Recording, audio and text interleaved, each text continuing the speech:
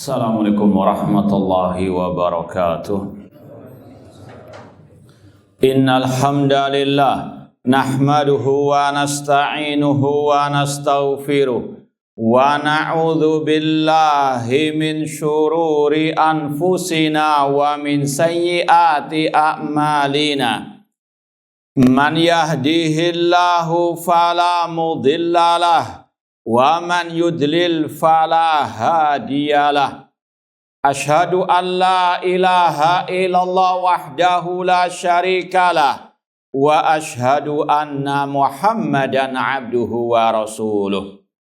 Ya ayyuhalladzina amanu taqullaha haqqa tuqatih wa la tamutunna illa wa antum muslimun. Ya ayyuhan nasu taqu rabbakumul ladzi khalaqakum min nafsin wahidah wa khalaqa minha zawjaha wa batha minhuma rijalan katsiran wa nisaa'a wattaqullaha alladzi tasaaluna bihi wal arham innallaha kana 'alaikum raqibah. Ya ayyuhalladzina amanu taqullaha wa qulu qawlan sadida yuslih lakum a'malakum wa yaghfir lakum dhunubakum wa may yuti'illaha wa rasulahu faqad faza fawzan 'azima. Amma ba'd, fa inna asdaqal hadithi kitabullah wa khairal hadi hadyu Muhammadin sallallahu alaihi wasallam. Wa syarrul umuri muhdatsatuha wa kullu muhdatsatin bid'ah wa kullu bid'atin dhalalah wa kullu dhalalatin finnar. Ma'asal muslimin ikhwani fillah wa akhwati, bapak-bapak, ibu-ibu, saudara-saudariku rahmani wa rahimakumullah. Alhamdulillah, segala puji bagi Allah Subhanahu wa taala yang mempertemukan kita kembali dalam kajian kitab Aqidah Al-Imam Asy-Syafi'i rahimahullah ta'ala yang disusun oleh Fadilatul Syekh Nu'man bin Abdul Karim Al-Watar hafidhallahu ta'ala. Semoga Allah subhanahu wa ta'ala senantiasa memberikan kepada kita keistiqomahan dalam belajar akidah salaf dan berpegang teguh dengannya sampai akhir hayat kita nanti. Sekarang kita sampai pada halaman 129, poin yang ke-26. Yang masih berkaitan dengan ulama-ulama mazhab Asy-Syafi'i yang tegar di atas akidah salaf, yang mengikuti akidahnya Al-Imam Asy-Syafi'i rahimahumullahu ta'ala, yaitu Al-Imam Muftil Islam Abu Amr ibnu Salah Utsman ibnu Abdurrahman Asy-Syahruzuri Asy-Syafi'i al-mutawaffa sana Sitimi'a wa Thalathin wa Arba'ina Hijriyatan, yaitu Al-Imam Mufti Al-Islam, kunyanya Abu Amr ibnu Salah Utsman bin Abdurrahman Asy-Syahruzuri Asy-Syafi'i yang wafat tahun 643 Hijriyah, atau yang lebih dikenal dengan Al-Imam Ibnu Salah, yang memiliki karya tulis tentang ulumul hadis, ya. Imam Ibnu Salah, salah satu karya beliau yang fenomenal yang berkaitan dengan mustalah hadis atau ilmu hadis, itu tadi ulumul hadis oleh Imam Ibnu Salah rahimahullahu taala. Kata penulis di sini, wa tarjamalahu al-Hafidz Az-Zahabi rahimahullah fi Tarikhil Islam. Imam Az-Zahabi dalam menjelaskan biografi Imam Ibnu Salah tadi dalam kitab beliau Tarikhul Islam, beliau berkata, Al-Imam Muftil Islam Taqiyuddin Abu Amr Ibnul Imam Al-Bari Abul Qasim Salahuddin An-Nasr Al-Kurdi Asy-Syahruzuri Asy-Syafi'i.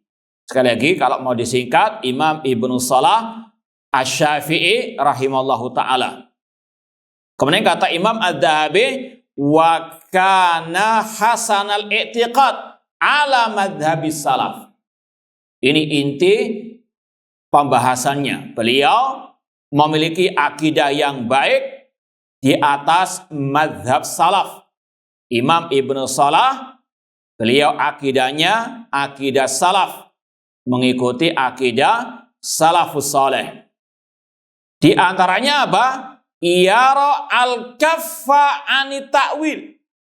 Beliau berpendapat tidak boleh mentakwil, terutama ayat-ayat atau hadis-hadis as-sifat.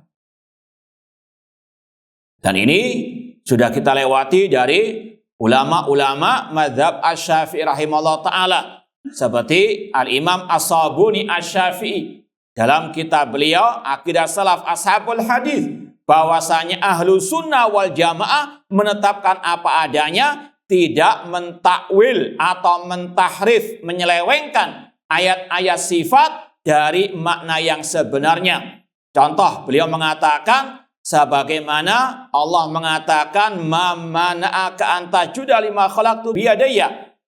Ahlu sunnah menetapkan Allah punya kedua tangan. Dalilnya tadi surat Shad. Wahai iblis, kata Allah, apa yang mencegahmu untuk sujud kepada Adam yang aku ciptakan dengan kedua tangan? Ahlus sunnah menetapkan Allah punya kedua tangan, tidak ditahrif dengan mengatakan kedua nikmat, kedua kekuatan. Ini yang dicantumkan oleh Imam As-Sabuni Asy-Syafi'i rahimahullah ta'ala yang hidup abad ke-5 Hijriah dalam kitab beliau Aqidah Salaf Ashabul Hadis. Dan ini yang juga dilanjutkan oleh Imam Ibnu Salah, al-kaffa anit ta'wil, tidak mentakwil ayat-ayat sifat ataupun hadis-hadis as-sifat sebagaimana takwilnya kelompok Mu'tazilah atau Al-Jahmiyah, kata Imam As-Sabuni Asy-Syafi'i rahimallahu taala. Dan sudah kita sampaikan, sesat, dusta, batil kalau ada yang mengatakan salaf itu mazhabnya kalau tidak tafwid takwil. Ini dusta atas nama apa? As-salaf. As-salaf tidak pernah mentakwil ayat-ayat sifat sebagaimana tadi. Ayat tentang kedua tangan Allah, tidak ada sahabat tabi'in, tabi'ut tabi'in dari salafus saleh yang mentakwilnya dengan apa? Kedua nikmat, kedua kekuatan. Sekali lagi seperti yang diucapkan oleh Imam As-Sabuni dan yang lainnya, bahwasanya itu kelakuannya kelompok sesat Mu'tazilah, Al-Jahmiyah, As-Salaf, tidak mentakwil sebagaimana kelompok ahli al-kalam. Wa yu'minu bima jaa'a 'anillahi wa rasulihi ala muradihima. Imam Abu Amr Ibnu Salah, beliau mengimani semua yang datang dari Allah dan Rasulnya sesuai dengan yang dikehendaki oleh Allah dan Rasul sallallahu alaihi wasallam. Ini yang juga dikatakan oleh Imam Asy-Syafi'i dalam ucapan beliau yang masyhur. Amantu billah. Lanjutkan. Wa bima jaa'a 'anillah ala muradillah. Kata Imam Asy-Syafi'i rahimahullah, aku beriman kepada Allah dan dengan yang diajarkan, dikabarkan oleh Allah sesuai dengan kehendak Allah. Allah mengatakan bal yadahu mabsutatan. Mamanaka antajuda lima khalaqtu biyadaya. Allah mengabarkan bahwasanya dirinya punya kedua tangan. Dan Allah menurunkan Al-Quran dengan bahasa Arab. Secara bahasa Arab, al-yadan kalau diterjemahkan ya apa? Kedua tangan sesuai dengan kebesaran Allah Subhanahu wa taala. Ini yang dipahami oleh para sahabat Rasulullah SAW. Tidak ada sekali lagi sahabat, tabi'in, tabi'ut tabi'in atau imam yang empat mentakwilkan yadan atau yadain dengan apa? Kedua nikmat, kedua kekuatan. Demikian pula Allah mengatakan wa yabqa wajhu rabbika dzul jalali wal ikram, kekala wajah Rabbmu. Allah menghendaki bahwasanya dia menetapkan sifat wajah bagi dirinya. Ini yang kata Imam Syafi'i, kita mengimani apa yang Allah kabarkan sesuai dengan kehendak Allah. Dan ini yang dikehendaki oleh Allah. Bahwasanya dirinya apa? Memiliki wajah sesuai dengan kebesarannya, tidak sama dengan wajah makhluk. Ini yang dikehendaki oleh Allah. Kalau dia mengatakan maksudnya itu adalah zat ataupun selain itu, kita katakan antum a'lamu amillah. Apakah kalian lebih tahu daripada Allah Subhanahu wa ta'ala. Allah mengatakan Ar-Rahman 'ala asistawa, dan secara bahasa Arab kata ulama tabi'in istawa artinya ala wartafa, Allah tinggi. Kalau dia mengatakan istaula menguasai, ini memintari Allah Subhanahu wa ta'ala. Antum a'lamu amillah. Demikian pula anillah wa rasulihi ala muradihima, mengimani apa yang datang dari Rasul SAW sesuai dengan yang dikehendaki oleh Rasul SAW. Kata Imam Syafi'i tadi dalam lanjutan ucapannya, wa amantu bi Rasulillah. Lanjutkan. Wa bima ja'a an Rasulillah ala muradi Rasulillah.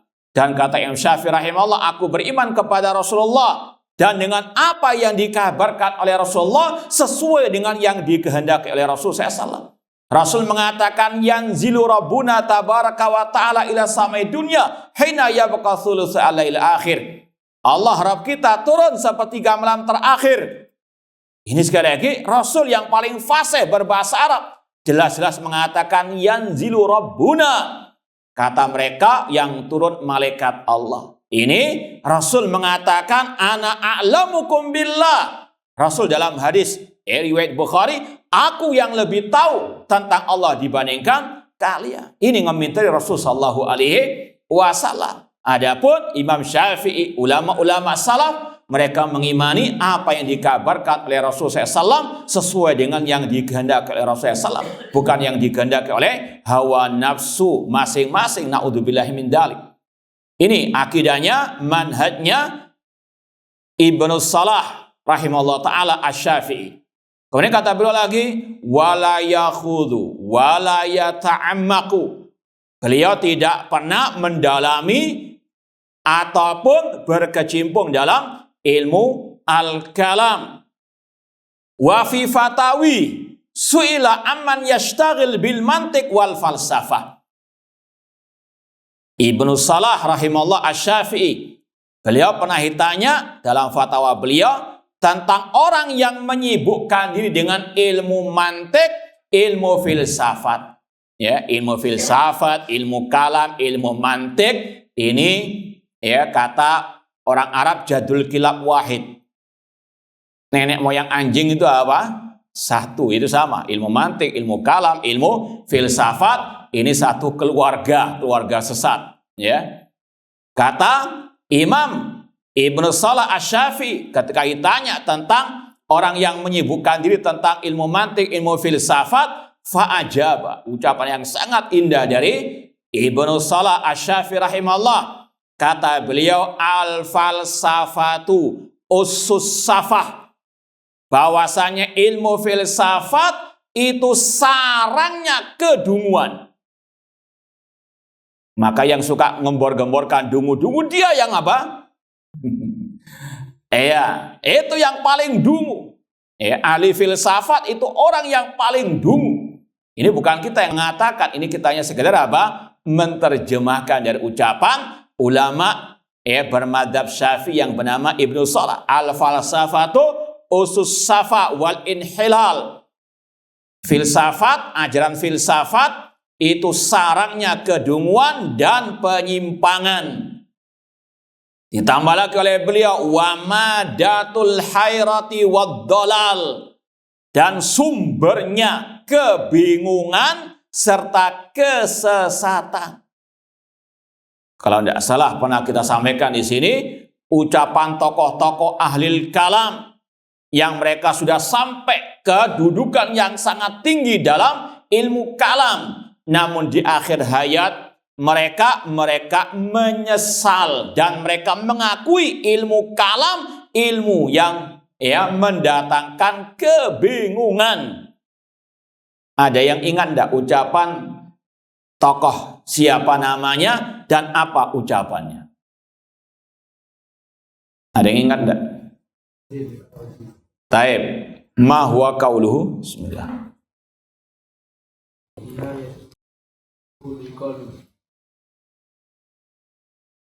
Wa ghayatu sa'il alamina kamil. Lanjutkan. Kok antum yang bingung? Tapi beda bingungnya. Taib ini bingung yang sesat, ya, ini bingung cuma lupa. Nah, beda. Taib Ar-Razi termasuk salah satu ahli kalam, di akhir hayatnya dia mengatakan beberapa bait syair, kata dia, nihayatu iqdamil ukul iqalu wa ghayatu sa'il alamina dhalalu. Puncak mendahulukan akal, menuhankan akal itu kebingungan. Dan akhir daripada ilmu kalam adalah dolal, kesesatan. Ini pengakuan dari tokohnya sendiri. Kemudian dia mengatakan wa arwahuna fi wahsyatin min jusumina wa hasilu dunyana adzan wa wabalu. Dan roh-roh kami, ya, dalam keadaan liar dalam jasad kami. Artinya apa? Dalam keadaan kebingungan, tidak ada ketentraman dalam belajar ilmu kalam. Dan hasil dari belajar ilmu kalam ada bala, malapetaka, dan bencana, katanya. Kemudian dia mengatakan lagi, walam nastafid min bahthina tula umrina siwa an jama'na fihi qila wa qalu. Dan kita tidak bisa mengambil faedah dari belajar ilmu kalam hanya sekedar mengumpulkan ucapan tokoh-tokoh filsafat, tokoh-tokoh ilmu kalam, qila wa qalu. Kemudian itu 3 bait syairnya. Kemudian dia lanjutkan lagi dengan ucapan yang lain, bukan syair namun yang an-nasr. Dia mengatakan faqad ta'amaltu aturqal kalamiyah wal manahij al falsafiyah fama ra'aituha tashfi alilan wala turwi ghalilah. Dan ketika aku perhatikan ilmu kalam, ilmu filsafat, dan aku telah merenungkan semuanya, mempelajari semuanya, dan aku melihatnya tidak bisa mengobati orang yang sakit, yaitu sakit akidahnya, dan tidak pula bisa menghilangkan haus orang yang dahaga tentang ilmu akidah.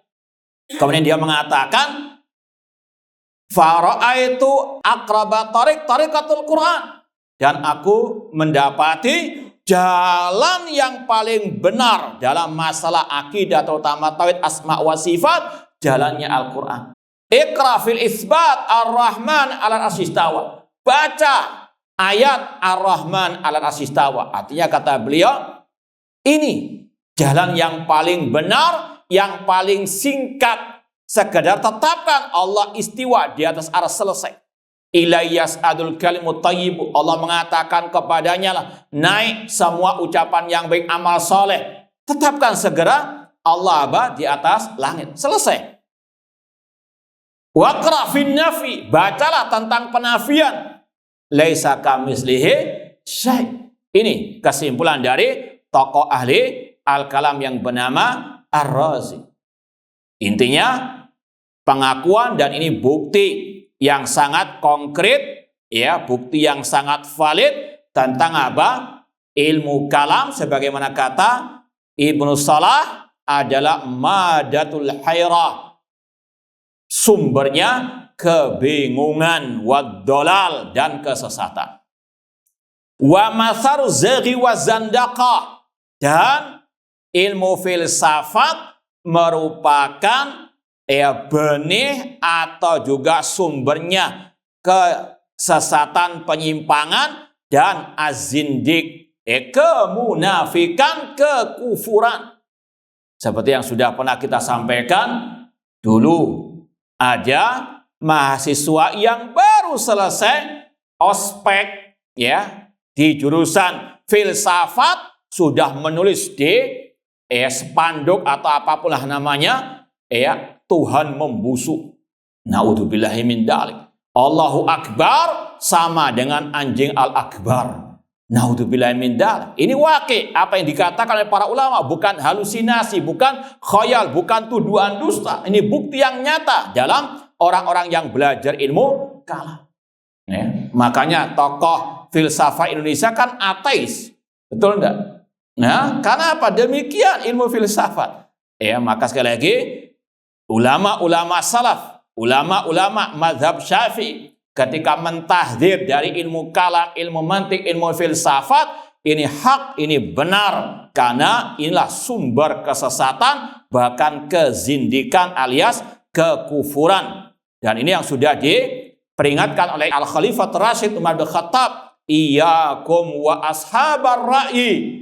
Jauhkanlah diri kalian dari penuhan akal. Fa innahum a'da'us sunan. Mereka adalah musuh-musuh sunnah Rasulullah sallallahu alaihi wasallam. Wa man tafalsafa amiyat basiratuh. Barang siapa yang sudah belajar, mendalami atau bahkan menjadi tokoh filsafat, maka buta mata hatinya. Tidak akan mungkin melihat cahaya kebenaran. Wa man tafalsafa amiyat basiratu an mahasini syariati al muayyada bil barahin. Barang siapa yang belajar ilmu filsafat, maka akan buta mata hatinya, tidak bisa melihat keindahan kebaikan syariat Islam yang didasari oleh burhan Al-Quran dan Sunnah Rasulullah SAW. Sebagaimana kata Imam Qayyim rahimahullah, al-haqqu syamsul wal uyunu nawadiru. Kebenaran seperti matahari di siang bolong terang benderang. Di antaranya tadi masalah istiwa Allah, sifat-sifat Allah terang benderang. Ulama-ulama mazhab Syafi'i semuanya menetapkan, terutama yang kita baca yang sudah kita lewati, mengatakan Allah istiwa di atas aras, Allah alin alal arsy, Allah fis sama. Meskipun terang benderang akidah yang satu ini, namun ahlul kalam tetap ngeyel, tetap mengatakan Allah tidak di ruang, tidak di waktu, menafikan Allah istiwa, Allah di atas langit. Kenapa tadi? Ilmu filsafat membutakan mata hati mereka. Wa man talabasa biha qarana wal khidlan wal hirman. Barang siapa yang sudah mendarah daging ilmu kalam, mantik, filsafat, maka dia akan di dalam kehinaan dan di dalam kesesatan. Wastahwada alai syaitan. Setan akan menguasainya. Dia akan menjadi tentara asyaitan dan dia akan memusuhi para dai-dai tauhid, dai-dai akidah, dai-dai as-sunnah. Sebagaimana syaitan memproklamirkan la ughwiyannahum ajma'in, ingin untuk menyesatkan apa? Semua manusia. Wa adlama qalbahu an nubuwati Muhammadin sallallahu alaihi wasallam, dan hatinya itu gelap, tidak bisa melihat sinar cahaya kenabian sunnah Nabi sallallahu alaihi wasallam. Ini waqi' laisa lahu min dafi'. Sungguh benar apa yang dikatakan oleh Imam Ibnu Salah Asy-Syafi'i rahimahullahu taala tentang orang-orang yang terjerumus ke dalam ilmu filsafat, ilmu mantik, ilmu al-kalam. Kemudian beliau melanjutkan lagi, ila an qal wasti'malul istilahat al-mantiqiyah fi mabahithil ahkami syar'iyyah minal munkarat al-mustabsyi'ah waraqa'at al-mustahdatsah. Menggunakan istilah-istilah ilmu mantik dalam hukum-hukum syariat, terutama dalam masalah akidah, termasuk kemungkaran yang sangat jelek, termasuk kedunguan yang diada-adakan. Walaysa bil ahkami syar'iyyah. Seperti istilah-istilah mereka, kalau Allah itu dikatakan di atas aras, berarti Allah itu jism. Kalau jism berarti itu makhluk. Ini enggak sama dengan firman Allah laisa kamitslihi syai'. Ini mereka pakai istilah-istilah dari otak mereka sendiri yang tujuannya satu, untuk mengingkari apa yang dikatakan oleh Allah, dikatakan oleh Rasulullah sallallahu alaihi wasallam dan seterusnya. Kemudian kata beliau, walaysa bil ahkami syar'iyyah walillahil hamdu iftiqar ilal mantik aslan. Ilmu syariat atau hukum-hukum syariat apalagi akidah, alhamdulillah tidak butuh kepada ilmu mantik. Wa huwa qa'i'u qad aghnallahu anha kulla sahihi dhihni. Dan ilmu mantik atau al-kalam, ilmu filsafat kata Imam Ibnu Salah, adalah hal-hal yang tidak diperlukan dalam syariat Islam, terutama bagi yang jernih akalnya. Fal wajib ala sultan a'azzahullah an yadfa anil muslimin syarha ulai masyaib. Yang wajib bagi pemimpin kaum muslimin, semoga Allah memuliakannya, untuk menolak kejelekan ini dari kaum muslimin, ataupun menjauhkan kaum muslimin dari kejelekan ahli kalam, ahli filsafat. Wa yukhrijuhum minal madaris wa yub'iduhum, dan untuk mengusir mereka dari madrasah-madrasah. Ini yang selayaknya dilakukan oleh penguasa kaum muslimin. Ini sama dengan yang dikatakan Imam Syafi'i rahimahullah, ahlul kalam atau tokoh ahlul kalam itu bukan ditokohkan, bukan malah dimuliakan, namun harus diberi sanksi. Hukmi fi ahlil kalam an yudrabu bil jaridi wa ni'al. Kata Imam Syafi'i rahimahullah, hukuman yang aku berikan kepada ahlul kalam dipukul dengan terompa dan dipukul dengan perempah kurma, wa itafu bim fil asyai wal qobal, dan dikarak di kampung-kampung, di kabilah-kabilah, seraya diumumkan hada jazaa'u man tarakal kitab wa sunnah wa aqbala ala ilmil kalam. Inilah balasan, sanksi bagi yang meninggalkan Al-Quran dan Sunnah dan dia mengikuti ilmu al-kalam. Ya, sekali lagi ini kesepakatan ulama-ulama Syafi'iyah yang sudah kita lewati nama-nama mereka dalam kitab ini. Wa qala Syekhul Islam Ibnu Taimiyah rahimahullah kama fi Majmu'il Fatawa. Syekhul Islam Ibnu Taimiyah rahimahullah berkata dalam Majmu' Fatawa, minal hikayatil masyhura allati balaghatna anna Syekha Aba Amr Ibn Salah Amra binti Zaim madrasatin ma'rufa min Abil Hasan Al-Amidi. Kata beliau, termasuk cerita yang sampai kepada kita bahwasanya Asy-Syaikh atau Imam Abu Amr Ibn Salah pernah memerintahkan untuk menghapuskan sekolah dari seorang tokoh ahli kalam yang bernama Abil Hasan Al-Amidi. Wa qala akhdhuha minhu afdal min akhdhi uka, dan bahwasanya mengambil, merampas, ya ini sekali lagi terutama penguasa kaum muslimin yang berhak untuk cabut izin ataupun membubarkan madrasah yang diajarkan di dalamnya ilmu kalam. Ma'annal amidi lam yakun ahadun fi waqti akthar tabahuran fil umul kalamiyah wal falsafiyah minhu wa kana min ahsanihim islaman wa amsalihim i'tiqadan. Meskipun secara umum ya Al-Amidi ini masih yang paling ringan kesesatannya dibandingkan ahli-ahli kalam yang lain. Meskipun demikian, sekolah yang dinisbatkan kepadanya layak untuk dicabut izinnya ataupun dibubarkan. Apalagi yang lebih parah daripada Al-Amidi. Intinya ini Abu Amr Ibn Salah sangat keras terhadap ahli kalam dan ilmu al-kalam.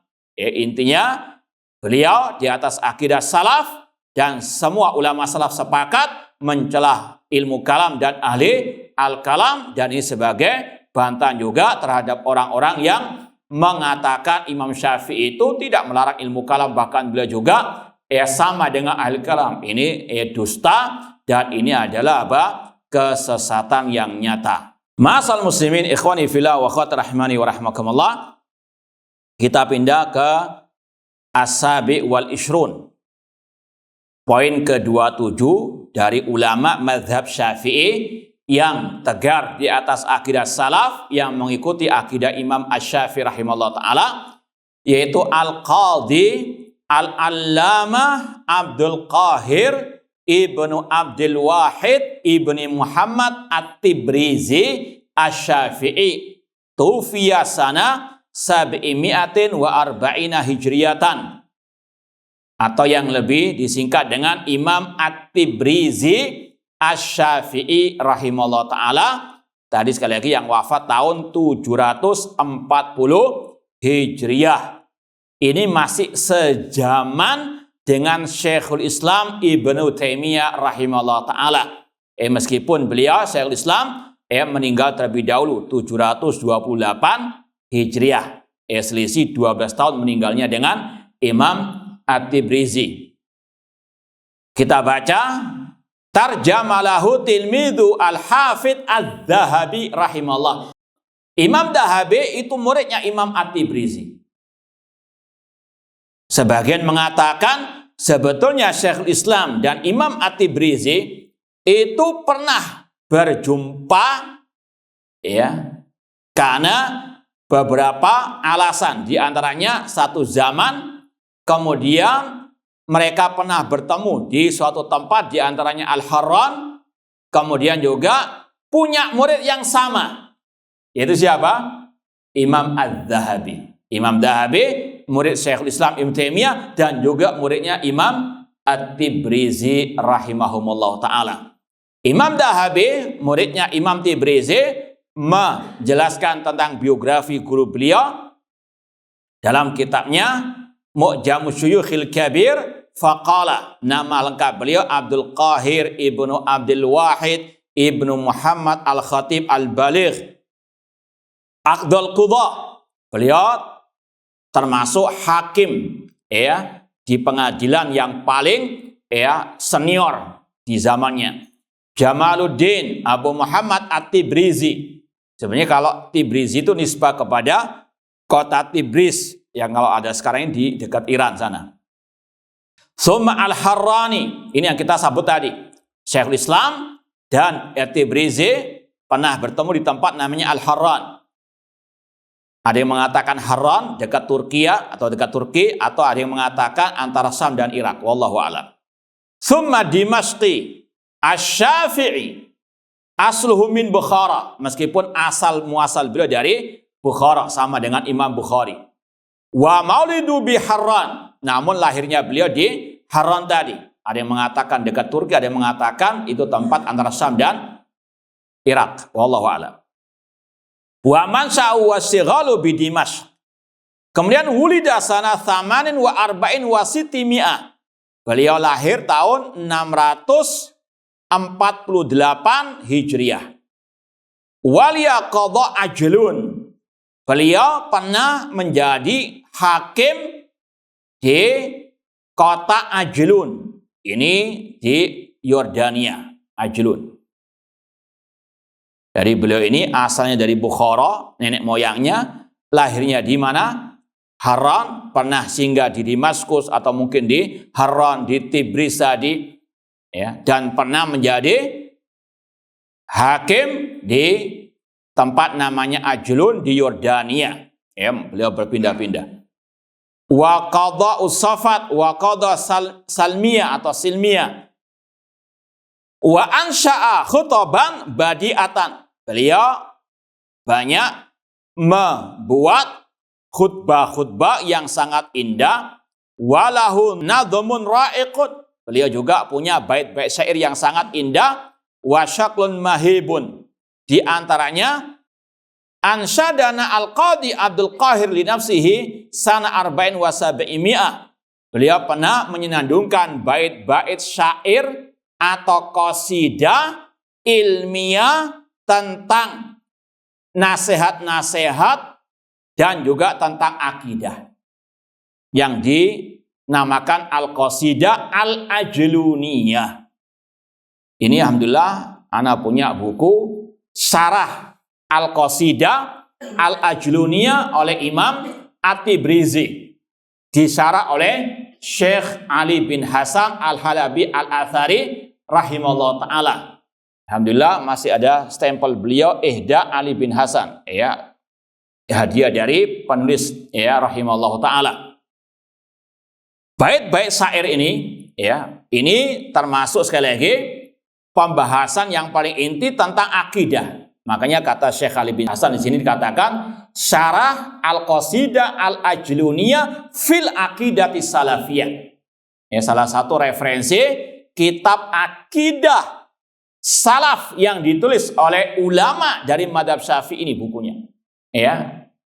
Al-qasidah Al-Ajluniyah oleh Imam At-Tibrizi. Dikatakan Al-Ajluniyah tadi karena beliau termasuk apa? Hakim di kota Al-Ajlun. Beliau termasuk ulama-ulama yang pernah singgah tinggal di Yordania. Ya, dan ini yang sekali lagi pensarahnya juga dari Yordania, Syekh Ali bin Hasan Al-Halabi Al-Athari rahimallahu taala. Sebetulnya bait syair yang tertulis ya di kitab sarahnya ini jumlahnya ada 44. Ana wallahu alam, ana bandingkan dengan yang di kitab antum itu, ana lebih condong kepada yang ditulis oleh Syekh Ali bin Hasan. Ada banyak perbedaan dari sisi yang pertama, antum kalau hitung jumlahnya cuma 22. Ya. Sedangkan ini 44. Kemudian kalau dibandingkan, sebetulnya kalau bait syair di buku itu kan satu baris ada 2 bagian. Paham? Kalau di sini secara umum itu ada 2 bait syairnya. Paham? Jadi bagian yang pertama itu bait yang pertama. Bagian yang kedua itu bait yang kedua. Paham maksudnya? Anak ulangi lagi. Yang di kitab yang antum pegang itu jumlahnya kalau antum hitung ada 22 apa? Bait. Paham? Sedangkan yang aslinya di sini ada 44.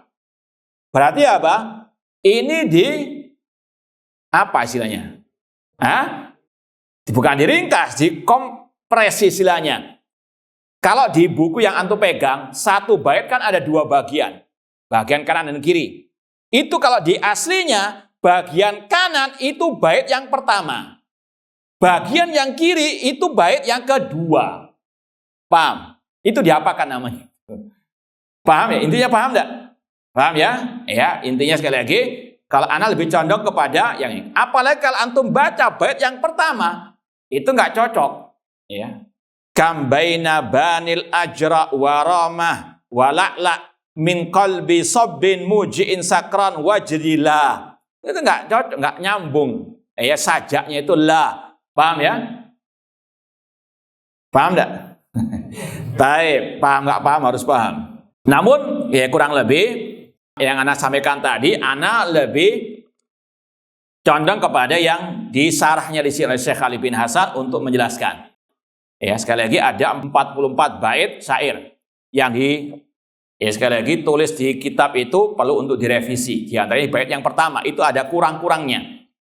Apalagi Syekh Ali mengatakan di muqaddimah setelah beliau mensyarah qasidah Al-Ajluniyah ini, beliau meminta tolong kepada salah satu ahli bahasa Arab di Yordania untuk mengoreksi. Dan direkomendasi oleh ahli bahasa Arab. Apalagi Syekh Ali sebetulnya sudah ahli bahasa Arab. Beliau termasuk adib yang bisa membuat bait-bait syair. Ya, meskipun demikian beliau meminta kepada ahli atau pakar bahasa Arab untuk mengoreksi.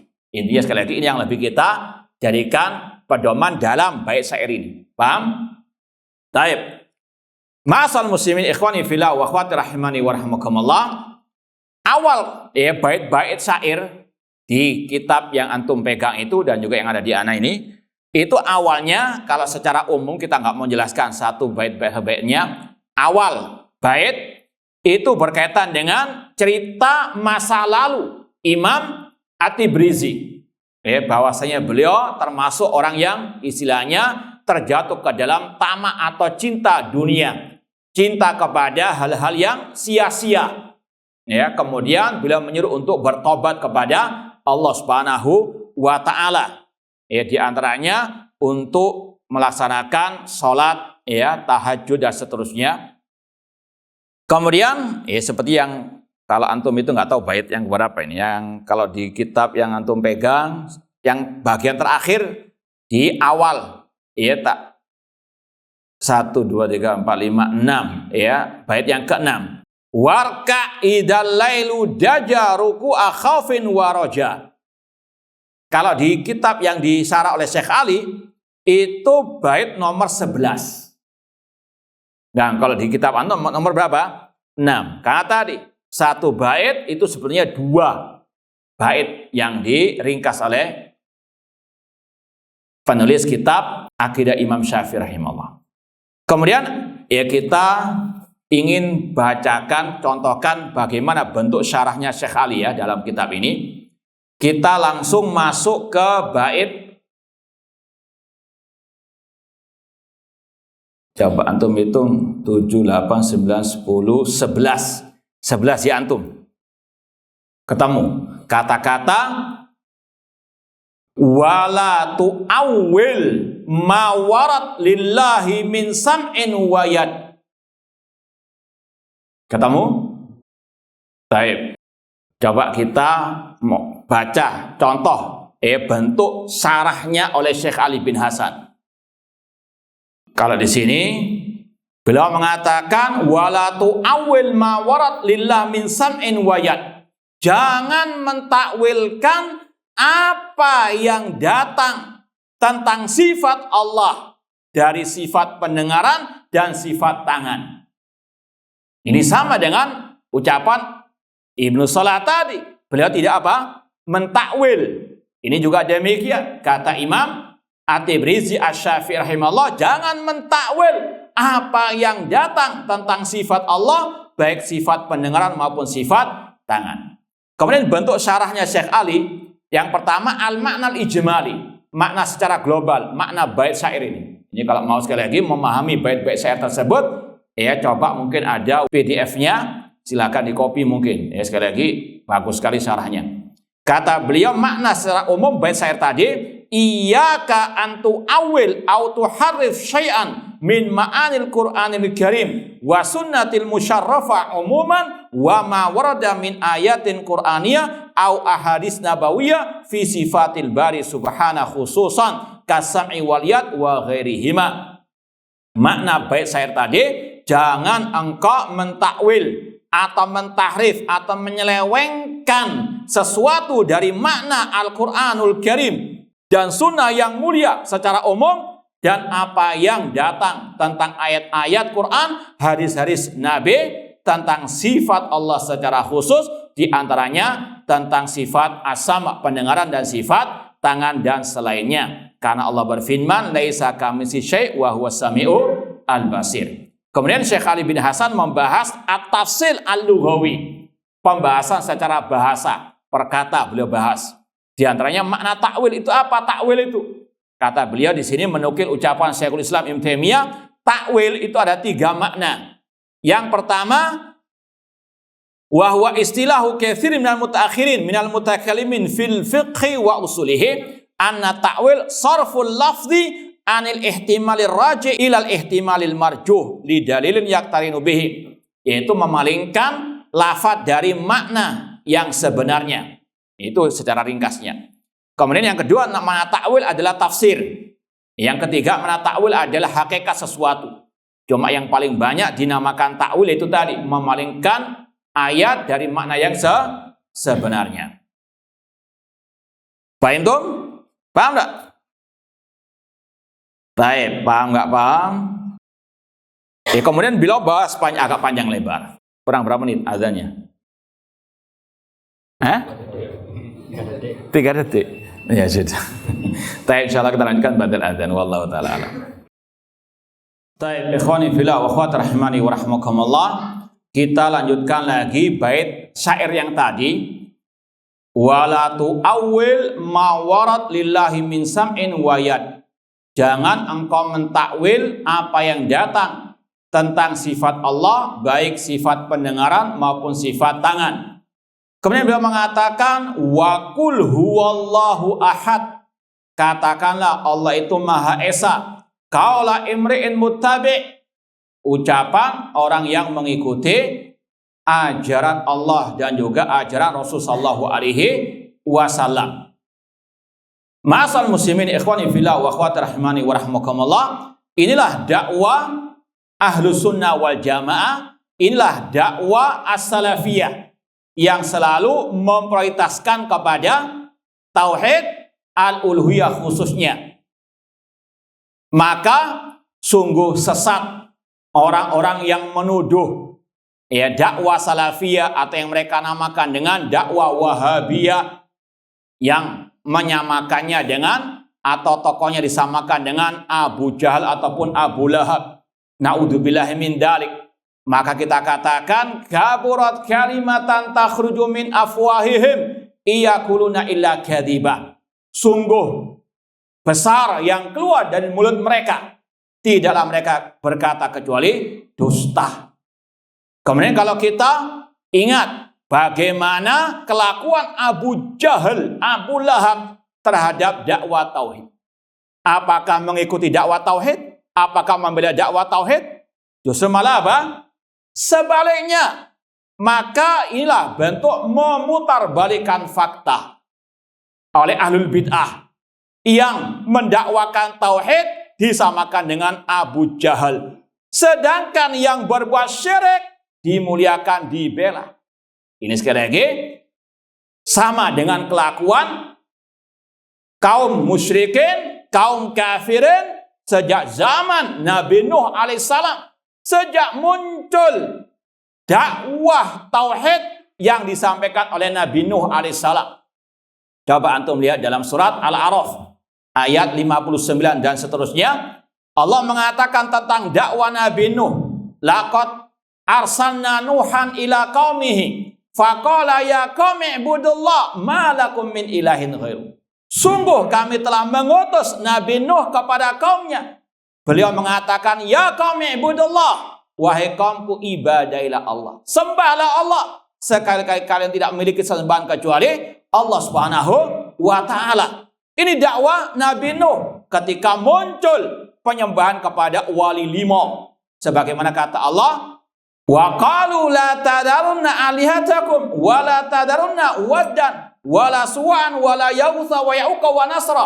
Kaum Nabi Nuh mengatakan, jangan kalian meninggalkan sesembahan-sesembahan kalian. Jangan kalian meninggalkan Waswa, Yaghut, Ya'uq dan Nasra. Ketika muncul kesyirikan pertama di muka bumi, Allah mengutus Nabi Nuh untuk menyeru umat kepada tauhid. Demikian pula ketika Allah mengutus Nabi Hud, wa ila adin akhahum hudan qala ya qaumi ibudullah ma lakum min ilahin ghairu. Ingatlah ketika kami mengutus Nabi Hud kepada kaum Ad, Nabi Hud mengatakan, ya qaumi ibudullah, wahai kaumku ibadahlah Allah. Malakum min ilahin ghairu. Sekali-kali tidak memiliki sesembahan yang hak kecuali Allah. Apa kata kaum musyrikin dari kaum Nabi Hud alaihissalam? Qalal mala'ul ladina kafaru min qaumihi inna lanaraka fi safahatin wa inna lanadhunnuka minal kadhibin. Bahwasanya tokoh-tokoh kaum Nabi Hud alaihissalam yang kafir itu mengatakan sesungguhnya kami melihatmu dalam kebodohan. Naudzubillah min dzalik. Yang berdakwah tauhid dikatakan bodoh. Sama dengan oknum-oknum itu yang menuduh tokoh Wahabi kata mereka atau tokoh dakwah salafiyah sama dengan Abu Jahal kalau meninggal didoakan yang atau dikatakan alhamdulillah dan seterusnya. Ini sekali lagi memutarbalikkan fakta. Justru sebaliknya, yang sama dengan Abu Jahal ya orang-orang itu yang memusuhi dakwah tauhid, yang memusuhi dai-dai apa? At-tauhid. Dan itulah orang-orang yang apa? Yang sesat. Ditambah lagi oleh ucapan Imam At-Tibrizi. Kalau kita tambahkan ucapan Imam At-Tibrizi, siapa yang sesat itu? Kata beliau dalam bait yang ketiga setelahnya, wala tuwafiq man ghawa wa kul bi anna dzal quwa haqqan 'alal asyistawa kama arada fasma. Dan jangan mengikuti orang yang sesat, namun katakan Allah yang maha kuat perkasa itu betul-betul tinggi di atas arsy. Kata beliau lagi, wa huwa ta'ala fis sama alin wa makna ainama. Dan dia Allah Ta'ala di atas langit, tinggi di atas langit, namun bersama kita dengan ilmunya. Ini sekali lagi barometer kesesatan kalau tidak meyakini Allah di atas langit. Maka yang layak disyukuri kalau mati yang apa? Tidak meyakini Allah di atas al-arsy.